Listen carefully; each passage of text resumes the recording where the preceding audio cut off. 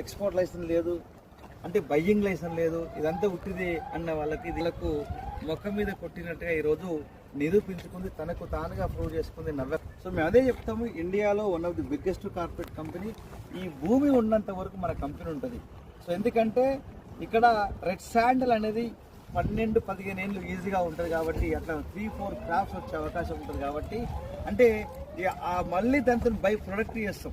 అంటే ఇక్కడ వుడ్తోని ప్లస్ ఆ పౌడర్తోని ప్లస్ కాస్మెటికల్స్ అనేక రకాలుగా, అంటే రాబోయే కాలంలో నీకు ఫర్నిచర్తో పాటు జగ్గులు, గ్లాసులు, చెంచాలు ఇవన్నీ కూడా వచ్చే అవకాశం ఉంటుంది.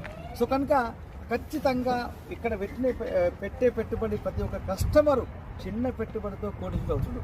సో చూసి మీరు కనుక ఇంకా కూడా ఇదొక లెక్క, రేపటి నుంచి లెక్క కాబోతున్నది. కనుక ప్లాట్లు దొరికే అవకాశం లేదు ఇక్కడ, గుర్తుపెట్టుకోండి. ఎందుకంటే ముందుగానే మీరు జాగ్రత్త పడండి, ఎందుకంటే ఈ అవకాశం మళ్ళీ రాదు, మళ్ళీ అసలే రాదు, గుర్తుపెట్టుకోండి.